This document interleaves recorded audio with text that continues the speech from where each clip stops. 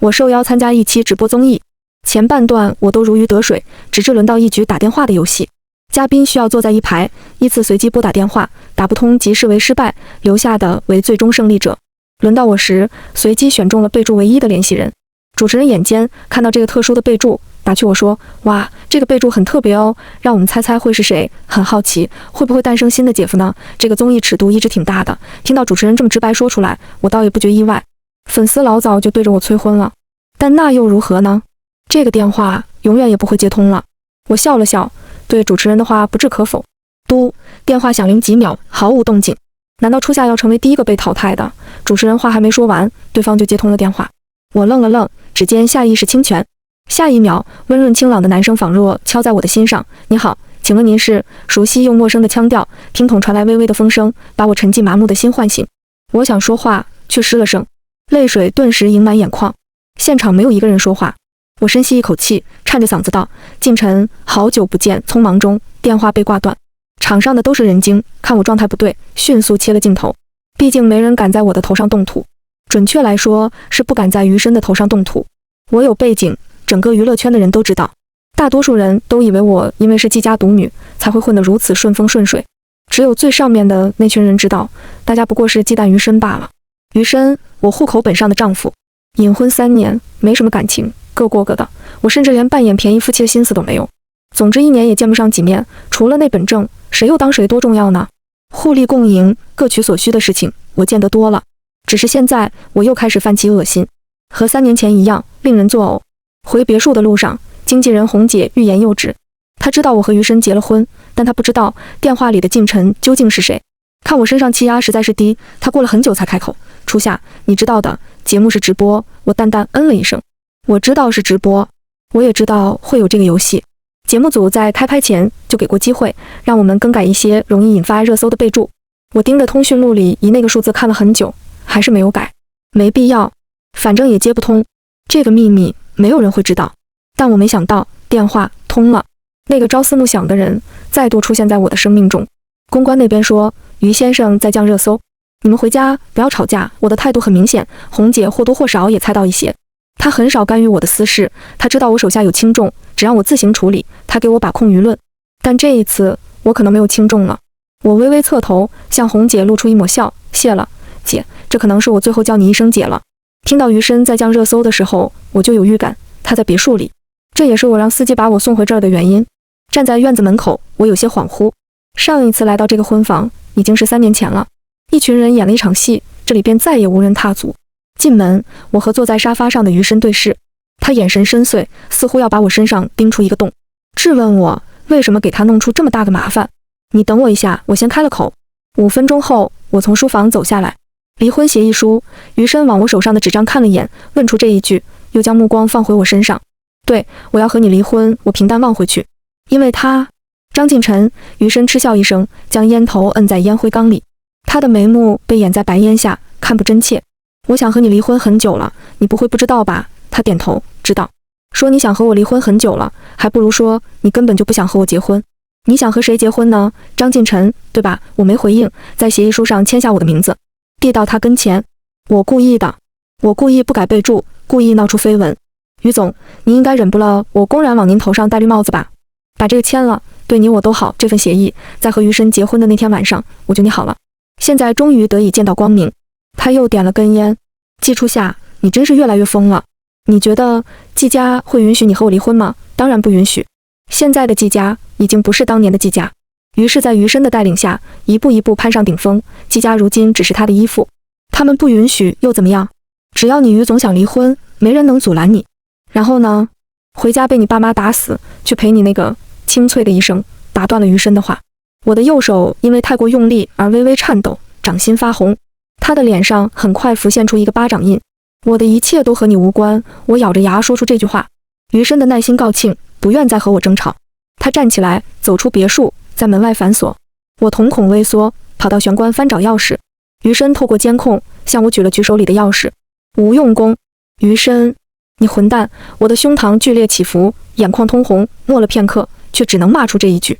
季初夏，你别忘了，你现在的老公是谁？余生转身欲走，想到什么，他又侧过身来撂下一句话：我不想把你送进医院。但张进晨已经死了，余生锁不住我。从2楼阳台爬下来的时候，我脑子里居然在想，姜还是老的辣。余生只把大门锁上有什么用？不如季家2老，门窗全部锁上，我想逃也逃不掉。我如期到了摄影展，却不敢出现在展馆现场，只能窝在办公室看工作人员忙碌。这是我为张进晨举办的第3场摄影展。他是有灵性的艺术家，我不想他被世人遗忘。我暗中做的这些事，自然逃不过余生和季家2老的眼线。但我不在乎，余生也不在乎。季家人再不满，也只能私下警告我：季初夏，你清醒一点。为了情情爱爱，把自己弄成这个蠢样子，我对你的教育真是失败。我嘲讽地看着他，你教育过我吗？是啊，你们不拘泥于情爱，可你们让我恶心。最后4个字，我一字一顿地说了出来。是什么样的恶心呢？我从小到大，身边就没有父母，他们眼里只有纯正的利益，亲情于他们来说，淡得连水都不如。我仿佛只是一个为了应付联姻而生出的工具，一个被作为商品打造的，日后继续步他们后尘的联姻工具。初中的时候，他们还会略加掩饰，到我上高中时，或许是为了让我更早认清现实，亦或是为了回家里寻找刺激，他们开始带着不一样的人回来，偏偏被我不小心撞见了。我当时多想打开房门，问他们，这张床你们不嫌恶心吗？再疯狂一点，我想啊，如果他们都得了病就好了，他们得了病，我也许就能解脱了。这个牢笼太过坚固，即使上面已布满血迹和锈斑，也无人能挣脱。华丽表面下是极致的腐烂。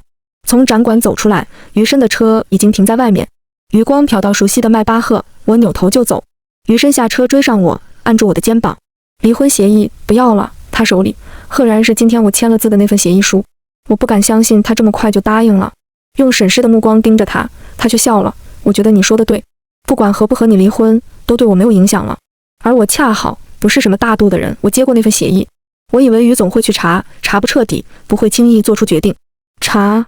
你为了离婚给我策划了这么大一顶帽子，查还有意义吗？该说不说，这件事真不是我策划的，但将计就计也没什么不好。明天就去办离婚吧，我说。我等这一天太久了，久到我以为我要熬不到了。离婚手续办得很快，但我时间已经不多了。我不知道季家人什么时候会发现这件事，然后唯我是问。我在心里对红姐说了声抱歉，还好这段时间为了休假没接什么通告。想要知道真相的心太过迫切，我只能把手上的事暂且放下。接通电话的人到底是谁？我想期盼，又不敢太过期盼。毕竟当年的张进晨死无全尸，重新踏上西藏这片土地，我的心怦然作响。雪线连绵而过，清风呼啸，和街市的吵闹声一同挤入我的耳里。闭上眼，脑海里的一幕幕全是回忆，和张进晨有关的回忆。我们早上会去看日出，在万里霞光铺满旷野时，用相片定格瞬间。那时的他眼里映着高山雪色，却比风肩上的那抹白更柔情。我们会一声不吭地跑到河边露营，我写生，他摄影，晚上冻得瑟瑟发抖，还要跑出来看星空。从身后偷偷变出仙女棒来，他会握住我冻得通红毫无知觉的手，把仙女棒点燃。两个人傻乎乎地拥在一起，好似感觉不到冷，又会在第2天双双感冒。张进晨的相机里渐渐多了我的身影，我也感受到了从来没有感受过的温情。我把这当作爱，触手可及的独属于我的爱。3年前，我在网上预订了一家民宿，民宿是张进晨开的，这个时间段的游客不多，来之前他就和我说，住客只有我一个。那时一进门，我就看到了坐在桌前的张进晨，说不上来什么感觉，但我的视线不由自主地落到他身上。他正低着头挑选照片，遇到不满意的会轻微蹙起眉头，过不了一会儿又会勾起嘴角，直到选出最喜欢的那一张。他举起照片，语气放松，这张很漂亮，抬头间细碎的刘海浮动，露出那双好看的眼睛。他在自言自语，没想到一抬眼就看到了我。张进晨愣了愣，那双眼里有些许呆滞。季初夏，你认识我？他点头。认识。我不知道说什么，也跟着点点头。气氛一时陷入沉默。我抑制不住的胡思乱想，他认识我是因为近期的热搜吧？我是来散心的，话刚说出口，我就想吞回去。莫名其妙的一句话，我自己也不知道说这个干什么。我也没想着张进晨会接我的话。他只含糊地应了一声。就在我尴尬的想要立即上楼时，他说，我相信你。我猛地转头看向他，那双眼睛映着我，沉静又清澈。我的心间突然塌陷了一块。3年前，刚出道2年的我，准备建立自己的工作室，忙得焦头烂额的时候，季家2老偏偏来给我找事。我选了几个合适的联姻对象，你自己看看。我妈把一沓纸质资料放到我面前，其中放在最上面的那一张，被她用笔重点标注。余生是最好的人选，我希望你可以考虑考虑。你那小工作室先放下，等结了婚再开。结婚前不要给我弄什么乱七八糟的事情，你代表的是季家的脸面，我知道的。他口中的考虑考虑，从来就不是给我商量的余地。于是，在我拒绝和余生见面的时候，他们把我的资金都断了。可能在他们想来，只要把钥匙拿走，小金丝雀便只能困在囚笼里任人宰割。没有季家背景的我，确实屁也不是。当时圈子里还没多少人知道我的来路，知道的那群人，也因为季家的关系，不会出手帮我。对家抓住机会，慢慢放出一些捕风捉影的传闻。有真也有假，一夜之间，微博上多了很多针对我的词条。他们说我出道即巅峰是因为背后有金主，现在金主把我抛弃了，才会有这么多合作被人截胡。舆论渐渐蔓延下去，就变成了小三论。红姐很着急，手上攥着一堆能把我洗白的证据，却发不出去。季家提前和媒体打过招呼，没人敢帮我公关，甚至连我自己的账号都不是由我掌控。我的账号密码只有红姐和另一个运营助理知道，很可笑吧？我的运营助理居然也是他们的眼线。红姐说我可以把密码找回来，她在用她的号帮我澄清。我摇了摇头。季家铁了心要给我吃个教训，我越挣扎就越像马戏台上的小丑。他们惯常喜欢打一个巴掌再给一颗甜枣，只要我肯就范，他们就能让我的事业再度辉煌。我的骨头没那么坚硬，但我也不愿向打碎我骨头的那群人低头。我给红姐放了假，独自一人踏上前往西藏的旅程。民宿门前清脆的风铃声把我从回忆里拽了出来。我不知道我该不该敲门。3年前那场雪崩把张晋晨埋在了这片土地下，就算我敲了门，也可能无人应答。可我现在比3年前更希望他活着。那通电话我不可能听错的，那是张晋晨的声音，在梦里回响了那么多遍的声音，我这辈子都不会忘记的。我敲门的手有些发抖，还没碰上门板，门就被人从里头拉开。我的手顿在了空中，基础下对上带着惊愕的眸子，我浑身都在发烫。难以抑制的喜悦牵扯我的情绪，我说不出话，夺眶而出的眼泪替我表达着思念。视线因为泪水变得模糊，糊的张晋晨的身影都变得不太真实。在我想要张嘴的一刹那，我意识到了什么，脑中紧绷的神经被锤子狠狠击中，太阳穴隐隐作痛，脑袋还在发烫，身体却冷得如坠冰窟。脑海中无数碎片闪过，我清晰地记起来，张晋晨身上的穿着和出狱那天一模一样，甚至连门口的风铃都是初见的模样。你没事吧？张晋晨匆忙跑回屋子里，抽了几张纸巾递给我。我没接，他有些手足无措。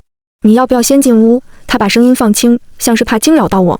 我跟着他走进去，屋里只有他一个人，桌上一如既往地摆放着一大把散乱的照片。我把目光放回他身上，尽力平复呼吸，嘴角扯出一个比哭还难看的笑。张晋晨。闻言，张晋晨下意识嗯了一声，尾音上扬，是很随意的应和。我的思绪很乱，一时之间不知道该用什么词汇和他打招呼。我喜欢你很久了。他又嗯了一声，明显比上一个更疑惑，也更慌张。我说我喜欢你很久了，刚擦干的眼泪又顺着脸颊流下来。我很喜欢你的作品，我是专程来看你的。张晋晨明了，耳根泛起热意，垂落在身侧的手有些颤动，连和我对视都不敢了。我突如其来的告白让他不知所措。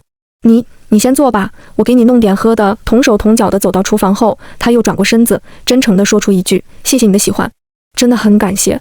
我甚至觉得他要给我来个90度鞠躬。等他出门后，我嘴角的笑才放了下来。我看向桌上的照片，在看到那张熟悉的张晋晨3年前拍的他口中很漂亮的相片时，我终于忍不住哭出了声。桌上的照片和我第一次来到这里时看到的一模一样，摆放在桌角的日历写的是2020年。我不知道发生了什么，但我清楚地意识到时间轨迹回到了以前。2023年的基础下遇到了2020年的张晋晨，可是怎么办啊？我的张晋晨真的回不来了。在张晋晨眼里，我是第一次来到这儿，我却对这里无比熟悉。吃过晚饭后，我自然地收起碗筷，想要端去厨房，他阻止了我。我只能站在张晋晨身旁看他。闲聊间，他忽然说：你好像对这里很熟悉。他侧过头来看着我笑，要不是你今天才来，我都要以为你在这待得比我久了。他在和我开玩笑，我却不可避免地受到这句话的影响，心脏酸胀的时刻就要喘不上气来。可能是我和这里有缘，我说。张晋晨收回目光，唇角笑意扩大，掩都掩不住。晚上我拿着水果走进张晋晨房间的时候，他慌乱地看着我，手机都掉到了地上。凑近他，我才看到他额头上都冒了细汗。你坐，我出去买个东西。他急急站起来，连招待我都忘了，只想赶紧跑出我的视线。他一向不擅长撒谎，地上的手机都忘了捡。以前在一起的时候，我还笑他演技差，他却梗着脖子说家里有一个人演技好就够了。我暗笑着摇头，将手机捡了起来，目光凝在手机屏幕上。他很久没用的微博发了一条新的博文：张晋晨 V， 他很好。图片配图是他今天偷拍的我。他发这条微博的意图很明显，支持2020年被批判被攻击，却没有一个人站在身边的基础下。这一刻，我突然很想抱抱他，告诉他基础下身边有他，真的很幸福。我拿出自己的手机，点进微博，翻找张晋晨的主页，没有这条博文。我又用他的手机给我发了一条短信，搜不到，也查不到。心里隐隐有股预感，我不死心地拨了个电话。嘟，电话铃声响了，是联系人一打来的电话。一种浓重的无力感席卷了我的全身，仿佛回到了3年前孤立无援的时候。那时候我在西藏待了整整3个月，时间不长，却好像在这里过了大半辈子，好像这座房子才是我的家。季家人给我下了最后的通牒，我需要回去一趟，回去和季家断绝关系，彻底做个了结。可我没想到这次回程会让一切都倾覆。我的父母比我想象中更狠厉，也是，他们怎么可能轻易把我放出去？我是他们养了20几年的小金丝雀啊！既得利益就在眼前，就算折断我的翅膀，也不能把我放出去。遍体鳞伤，鲜血淋漓，也比没有好。我为我的天真付出惨痛的代价。他们设计我，让我和余生睡在了一张床上，然后把我关在卧室里，门窗紧闭。门外是上位者的高谈阔论，似乎婚姻和商品买卖一样简单。手机里张晋晨的消息提示音不断响起，我却连打开的勇气都没有。我不敢面对他，我不知道我该怎么面对他。他给我打了个电话，一时之间2个人都没有说话。宝宝，能看到窗外吗？风声把他的声音掩盖，是和平常不一样的沙哑。我小声地回，能，生怕多说几个字，我的情绪就会彻底崩盘。今晚的星星很好看。我下床走到窗边，拉开窗帘，抬头望向夜空。我在和你一起看星星，他说。后来的半个小时，他一直在电话那头说着话，尽管我一声不吭，他也好像察觉不到一样。说得久了，他的声音更加嘶哑，还传来几声咳嗽。你快回去吧，外面风大。我出声打断了他。好，晚安。这时候的我不知道，这是他对我说的最后一句话。第二天浑浑噩噩地醒来，聊天界面还停留在通话挂断那里。很多新闻从屏幕上方弹出来：林芝突发雪崩，已有受害者遇难。在张晋晨回民宿前，我已先行离开。在他面前，我的演技也不是很好。那些厚重的事实不该让现在的他知道。晚上我做了一场梦，我梦到3年前我快死了的时候，无数纷乱的信息涌入我的脑中。都说人死前会回忆一生，我也确实想起了一切。原来我无数次抗争失败，原来这戏剧性的一幕幕都是既定的剧情。我只是这个世界里的一个配角，需要完成自己的使命，才能保证这个世界的合理性。于是剧情裹挟着我向前走，让我和余生结婚，再离婚。和我离婚之后，余生才会和他命定的女主角相遇。可惜了，我没死成，我成为了这个世界上最大的变数。心里有个声音不断告诉我，是因为我的存在，才让这个地方陷入时空混乱，才让张晋晨死而复生。很快，我和张晋晨重新相恋了。我怕这是黄粱一梦，可又控制不住地沉湎下去。他很喜欢牵我的手，事故手腕上那条狰狞的疤痕逃不掉他的眼睛。他经常用指腹摩挲着那道疤，眼里溢出心疼，而后在疤上轻轻落下一吻。没有问我原因，也可能是看出来我不想说。能怎么说呢？说在他死后我曾经想过自杀，还是说我带着对他的愧疚苟活在这世上？余生来过一次，他到拉萨出差，我过去见了他。可能是重新恋爱后变得啰嗦了些，看到他吸烟，我竟然下意识劝阻，抽这么多烟对身体不好，抽得太狠了，没撑到和自己未来老婆见面怎么办？说完我才意识到，我哪有资格对他指指点点，真是脑子糊涂了，看到什么都想管一下，就像看到路边乱翻垃圾桶的小猫，我也想把它揪下来一样。余生没有生气，顺从地把烟灭了。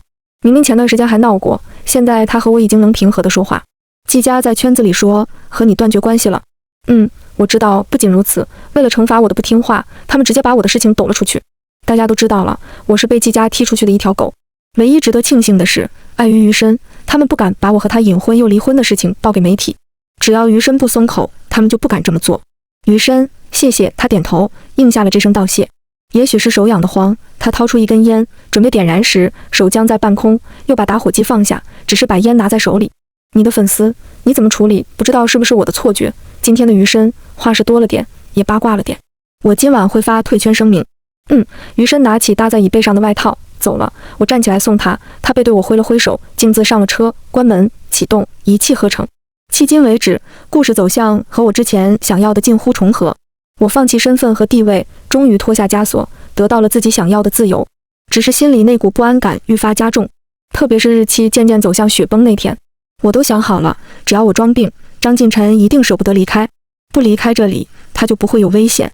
可我没有预料到的是，第二天的张晋晨眼里似乎看不到我。我和他说话，站在他面前，他都看不见我，我甚至触摸不到他。昨天还活生生的人，一瞬间就变成了幻象，只能眼睁睁地看他上了车。我后知后觉地租了辆车，驱车赶上他。好不容易看到熟悉的车牌号，没等我加大油门追上去，他就在我的眼前消失了。车和人一起人间蒸发，这里应该是他遇难的地方。我无力地把车停在路边，趴在方向盘上，哭得泣不成声，心脏被撕扯得发痛，大脑里好似有千万根针扎着，疼得我喘不上气。这一次还是没有抓住嘛，我在路边待了很久，久到夜色降临，才回到民宿。转动钥匙开了门，看到门后的张晋晨，我瞳孔紧缩。他震惊地看向我手里的钥匙，我的掌心泛起冷汗，禁不住发抖的身体看起来更像是盗窃后百口莫辩。我正想开口，眼前一黑，跌坐在地上。一天没吃东西，加上情绪波动太大，应该是低血糖犯了。张晋晨一时忘了问我哪来的钥匙，连忙跑过来扶起我坐到沙发上。桌子上还是那些照片，我端着他递来的糖水，神色恍惚。这一刻，一切都顿悟了。他会一直活到死去的那天，那天过后又回到原点，回到我们初见的原点。这座县城陷入了循环，可一旦我离开这里，外面的世界又是正常的季节，正常的时间。看着街上来去匆匆的人，我觉得我与这里格格不入，但我不愿意走，我舍不得走。这个虚幻的世外桃源有张晋晨，就足以阻拦我离开的脚步。我大抵是病了，我能感受到。我在逃避现实，我宁愿在这个美梦里蹉跎半生。手怎么这么冷？张晋晨从背后拥住我，暖意源源不断地从他身上传来。我没有说话，往他怀里挤。他低头看我，理了理我耳边的碎发。困了吗？有一点。张晋晨收紧搂着我的手，捏住我的鼻子，笑道：今天怎么这么爱撒娇？我也不知道。我把他的手拿开，我赖你一辈子，你让不让？好。我求之不得。他凑近我的脸，我下意识闭上眼，温热柔软的触感落在眼睛上。我勾起嘴角，学着他说话：今天怎么这么爱亲亲？我亲我女朋友怎么了？我哼哼两声。现在说话倒是好听，谁知道说的是不是真的？那就拉钩。张晋晨把手放到我眼前，勾起了小拇指。我没动，他就用眼神催促我快点。幼稚，嘴上吐槽一句，我还是伸出手和他的小拇指勾在一起。好了，勾完了，我想把手收回来，他却勾住我不放。干什么呀？我扭头看他，无名指上传来冰凉的触感。他将一枚戒指缓缓推进我的手指，我盯着他的动作，不吭声。他用指腹是掉我眼角的泪，不哭了。过几天我们去定制更好的，好不好？我转过身，把脸埋进他的胸膛。好。这天晚上，他搂着我说了好多句我爱你。我们抱得很紧，好像要把对方永远镌刻，刻在怀里，刻在心上，刻入每个年年岁岁。我渐渐习惯了重新和张晋晨相识、相知、相爱，也渐渐地学会把自己从悲痛的麻木中抽离出来。可是有一次，我不小心被他发现了。雪崩发生前的那个晚上，我睡得很沉，从噩梦里挣扎着醒来，屋子里早就没了他的身影。床头柜压着几张纸，那是他给我写的信，很厚的几页纸，洋洋洒洒写了很多。我一行一行地看下去，泪水顺着脸颊坠落，打湿了贴在颊边的长发。卧室无声，寂静的可怕。宝宝，你不是说想看我学生时代拍的作品吗？都在我北京的房子里，密码是493675，你进我的卧室就能找到。不过那边我很多年没住了，你去之前记得叫家政打扫，不要吸入太多粉尘。我打开我的手机，里面的搜索记录被删了，但我还是能找到一些蛛丝马迹。他从我的手机里知道了所有，知道现在是2023年，知道我们很早很早就相爱，也知道了他已经死了，所以他在用他的方式劝我走。不知道是第几次循环了，他比我先发现我得了抑郁症，他很着急，每天都变着花样的逗我笑。我在他面前很乐观，也很爱笑，但我知道我的病救不了，我只能尽力安抚他，不想他为我担心。我的身体越来越差了，差到我已经有预感，我活不了多久了。我知道亲眼送走爱人有多痛苦，所以这一次我没有选择和他在一起。住进民宿的第一天，我就告诉他，我是来度过人生中最后的一段时间。起初他以为我是因为热搜危机才得的抑郁症，笨拙的想让我开心点。后来我拜托他，希望我死后他能把我的骨灰带到洛川雪山，在1月20日那天把我带到那里。我说1月20日是我爱人的忌日，而我的爱人他就在那里。番外，张晋晨第一次见到季初夏是在公司楼下。那时的他还是2线杂志的摄影师。他知道今天有几个小花来公司拍摄，现在已经是下班时间，按理说都应该拍完了。鬼使神差的，他往季初夏那边走，想探知他在做什么。张晋晨在不远处停下脚步，他发现他在投喂小猫，流浪猫在他的抚摸下非常乖巧，还会软软的喵几声。他有些后悔为什么没把相机带在身边，他想拍下他的笑容，以至于后来在民宿见到他的时候，他下意识就说出我相信你。他想，这么美好的一个女孩子，那些热搜又怎么会是真的？和季初夏告白的那天，张晋晨很紧张，他不知道自己有多大的概率能够成功。令他没想到的是，他很快就答应了自己的追求，快得他当场愣住，有些像愣头青。可他高兴地想放鞭炮，还想在民宿外面摆几排花篮，巴不得让所有人都知道他是季初夏的男朋友了。他转头想到自家女朋友的明星身份，只能把小心思熄灭，再踩上几脚，半点火星都不能冒。这3个月快乐的像是一场梦。季初夏说他家里有事，需要回北京一趟。张晋晨不放心，想和他一起回去，被他拒绝了。他一开始有点小脾气，后来实在太想他，没过2天就飞去北京找他。托了以前圈子里的关系，他找到了他家里。站在别墅外，他觉得自己像个小偷，脑子里无时无刻不在想着朋友提醒他的话。她是季家独女，以后肯定是要嫁给他们圈子里的人。听说季家那2位不好对付，你过去要做好准备。我还听狗仔那边的消息说，他回京之后直接回了家，哪里也没去。至于发生了什么，我也就不多说了。他望了一眼2楼，不知道他的房间在哪里，于是就拎着大包小包的贵重礼品，按响了门铃。结果显而易见，他被赶了出来。继母不想花时间和他周旋，在言语上羞辱他。他知道他应该知难而退的，但他不甘心，他不能任凭他被关在卧室里。如果他就这么走了，算什么男人？听继母说，他们选中的男人叫余深。张晋晨又辗转来到余氏楼下，余深也破天荒的让他上了楼。男人心里在想什么，对视一眼就能知道。余深问张晋晨，他凭什么让他放弃季初夏？利益交换是要有条件的。张晋晨皱起眉头，心里很不适。他不能接受他们拿季初夏当做一个条件。他离开了余氏，又溜进了季家的别墅去。那天晚上，他在楼下待了很久，忍不住给季初夏打了通电话。电话接通，他想了半天，才吐出一句：“宝宝，能看到窗外吗？”季初夏拉开窗帘的时候，他注意到他了，知道他在哪个房间，他心里的不安稍稍减退了一些。他在电话这头絮絮叨叨地说了半个多小时，说到声音嘶哑。猜测季初夏睡下后，他才驱车离开。他想回灵芝把民宿转让出去，然后回到北京。他不知道怎么才能让季家人同意把季初夏托付给他，但他想试一试。快接近30岁才想着创业，他自嘲地扯了扯嘴角。又在看到副驾驶座上软乎乎的西瓜抱枕时，整个人都柔和下来。番外余深一直都知道自己不是什么好人，他似乎天生就适合在这个圈子里生存。圈子里的朋友有真的兄弟，也有虚伪的关系。他在初中的时候就知道，他未来的妻子只能产生于这个圈子里。他心里没多大感触，他有时候的确是冷血的过分。后来和季家定下婚约的时候，他才从记忆里找出季初夏这个人来。其实他对他印象还挺深的。小时候他绑着2个牛角辫，脸蛋圆圆的，跟在他身后叫余深哥哥，不给他买棒棒糖他就不会停的那种。季初夏上小学后就不再找他玩了，自己少了个跟屁虫，他松了口气。季初夏读初中的时候，他已经升高中了。一个周六的下午，余深在别墅区里溜达，就看见季初夏从门口跑出来，脸色臭臭的，怨气比鬼还重。他挑了挑眉，随即想到刚刚看到的场景，继父带了个女人回家，估计是被这姑娘看到了。他什么也没说，转个弯走了。和季初夏定下婚约时，余深没想过他会这么抗拒。再稍微一查，他才知道他在西藏有个男友。他冷眼旁观着季家的闹剧，不说取消婚约，也没说不取消，直到连带着被2家父母设计和季初夏睡在了一张床上。他知道这场婚姻是板上钉钉了，所以他没打算对那个追悼余氏的男人客气。他不会出手干预，也不会放弃切身利益。